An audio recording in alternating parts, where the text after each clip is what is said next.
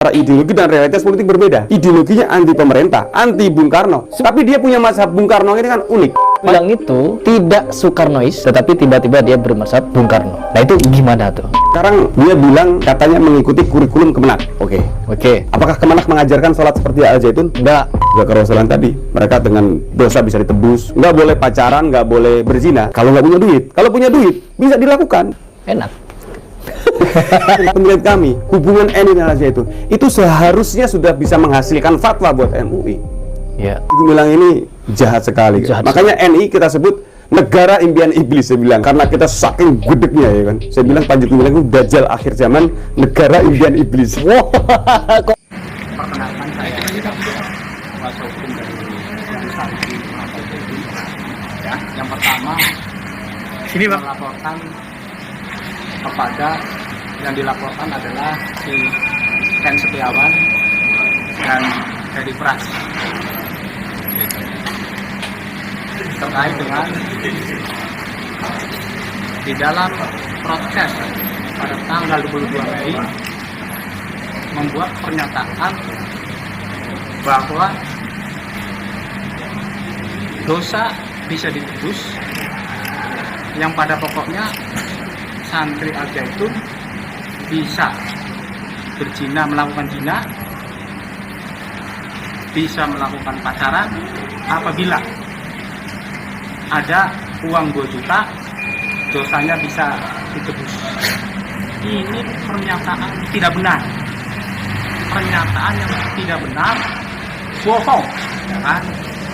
Sehingga kenapa kita melaporkan? Karena itu meresahkan. Yang pertama masyarakat, yang kedua kepada ketidaknyamannya wali santri dan santri. Assalamualaikum warahmatullahi wabarakatuh. Seluruh bangsa dan setanah air, jumpa lagi di channel Jagat Itu. Semoga dalam keadaan sehat, orang satu, rahmah, barokah, salamah Allah curahkan untuk kita semua. Ini ada kabar dari pengacara Al Zaitun yang melaporkan Ken Setiawan dan Heri Pras terkait podcastnya ya, yang menyudutkan Pondok Pesantren Al Zaitun. Menurut pengacaranya itu bahwa Ken Setiawan menyampaikan bahwa kenapa ya Panji Gumilang yang notabene bermazhab Soekarno justru tidak sejalan dengan Soekarno, justru malah ingin menyerang negara ini. Menyerang dalam arti paham-pahamnya tidak sesuai dengan apa yang terjadi di Indonesia ini, termasuk berpedoman Pancasila.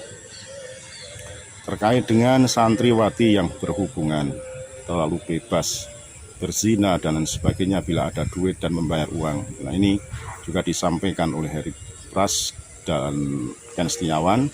Terkait hal itu menimbulkan kemarahan dari pihak Al Zaitun sehingga menunjuk pengacara untuk melaporkan Heri Pras dan Ken Setiawan kepada pihak yang berwajib, dalam hal ini adalah polisi negara. Apa yang disampaikan oleh Heri Pras dan Ken Setiawan ini, saya kira mereka juga mempelajari apa yang sedang terjadi di Pondok Pesantren Al Zaitun.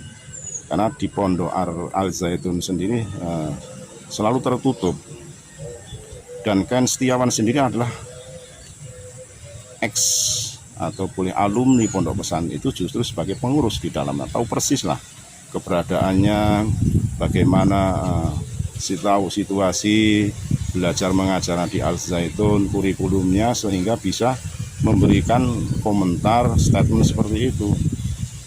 Dia tidak ngawur, mestinya dia juga punya data-data yang valid terkait dengan Al Zaitun ini, sehingga dia di podcastnya ya Heri Pras menyampaikan seperti itu. Nah ini didengar ya, didengar oleh pihak Al Zaitun sehingga menunjuk pengacaranya untuk melaporkan Ken Setiawan dan Heri Pras ini kepada pihak yang berwajib.